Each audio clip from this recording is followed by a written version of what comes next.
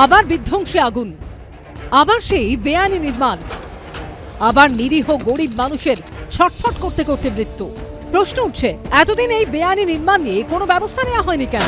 তিলজলা কাণ্ড সামনে আসা মাত্র বিজেপি সরকার যেমন কঠোর অবস্থান নিল, বুলডোজার নামিয়ে বেআইনি নির্মাণ ভেঙে দিল, তা এতদিন তৃণমূল সরকার করেনি কেন?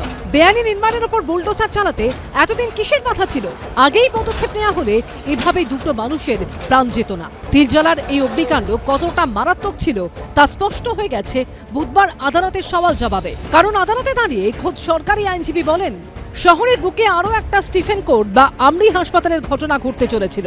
পুলিশ সূত্রে খবর, তিলজলার ঘটনায় মঙ্গলবার রাতে কারখানার মালিক জাফর নিশাদ ও সুপারভাইজার মোহাম্মদ শামীমকে গ্রেফতার করা হয়েছে। বুধবার তাদের আলিপুর আদালতে তোলা হয়। সরকারি আইনজীবী সওয়াল করেন, আর একটু হলেই এই ঘটনা স্টিফেন কোর্ট বা আমরি হাসপাতালের মতো ভয়াবহ আকার নিতে পারত। স্থানীয় বাসিন্দারা ধোঁয়া দেখতে পাওয়ার পরেও আগুন লাগার ঘটনা ধামাচাপা দেওয়ার চেষ্টা করা হয়। মালিক বলেন, কোনো আগুন লাগেনি, ভেতরে কেউ আটকেও নেই। অভিযুক্তদের আইনজীবী সাফাই দেওয়ার চেষ্টা করেন, এটা একটা দুর্ঘটনা।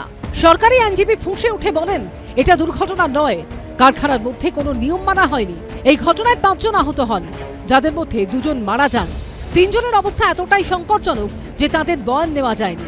আলিপুর আদালতের এসিজেএম পারমিতা পাল ধৃত 2 জনের 23 তারিখ পর্যন্ত পুলিশ হেফাজতের নির্দেশ দেন। তিলজলার অগ্নিকাণ্ডের ঘটনায় ইতিমধ্যে 2 জনের মৃত্যু হয়েছে এবং 3 জন গুরুতর আহত। আমরা দেখতে পাচ্ছি পুলিশের তরফ থেকে 2 জনকে গ্রেপ্তার করা হয়েছে। একজন এই যে কারখানা ছিল সেই কারখানার মালিক এবং তার ম্যানেজার। আলিপুর কোর্টের যে কোর্ট লকআপ রয়েছে সেই কোর্ট লকআপে 2 অভিযুক্ত তাদেরকে নিয়ে আসা হয়েছে। মূলত গাফিলতি রয়েছে অনুমান করা হয়েছে পুলিশের তরফ থেকে। আমরা কোর্টকে যেটা বললাম সেটা হচ্ছে পুরোটা একটা ইলিগাল কাজ ওখানে চলছিল। ওখানে যেটা হচ্ছিল ওরা স্ট্যাক করে লেদার প্রচুর রেখেছিল এবং যখন এই ডিফ্যাক্টো যদি এফআইআর মেকার ওখানে উঠছিলেন লোকজন নিয়ে ইনিশিয়ালি, তখন তাকে বলেছে যে এই বিল্ডিং আগুন লাগেনি, ওরা নেমে যায়। আমরা কোর্টকে সেটাই বললাম, যদি ওরা উঠতে হয়তো সম্ভাবনা ছিল কেউ বেঁচেও যেতে পারত।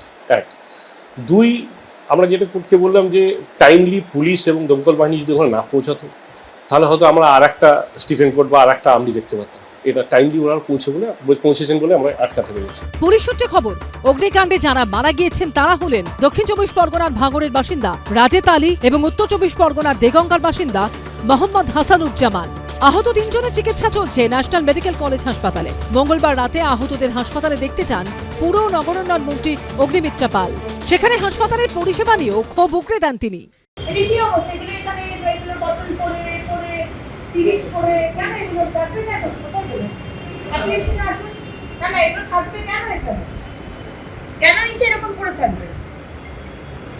তারা প্রাইভেট হাসপাতালের সুবিধা নিতে পারে না, সরকারি হাসপাতালে আসতে বাধ্য, তাই জন্য এই অবস্থা থাকতে হবে, চিকিৎসা করতে হবে। প্লিজ আমরা একটু টলারেট করবো না, একটু দেখে নিন আপনি কি অবস্থা। এগুলো কি হবে? এখানে চাদর পরে, গ্লাভস পরে, এগুলো কি? What is this? আপনি এখনই বলুন, এখনই বলুন। হাসপাতাল সূত্রে খবর, ভেন্টিলেশনে রয়েছেন হাড়োয়ার গৌর সর্দার এবং তিলজলার বাসিন্দা মোহাম্মদ ইব্রার। বার্ন ওয়ার্ডের আইসিইউতে ভর্তি রয়েছেন পাক সাকাসের বাসিন্দা মোহাম্মদ তানভীর। আবিদ দত্ত ও সন্দীপ সরকারের রিপোর্ট, এবিপি আনন্দ, কলকাতা। এবিপি আনন্দ, এগিয়ে থাকে, এগিয়ে রাখে।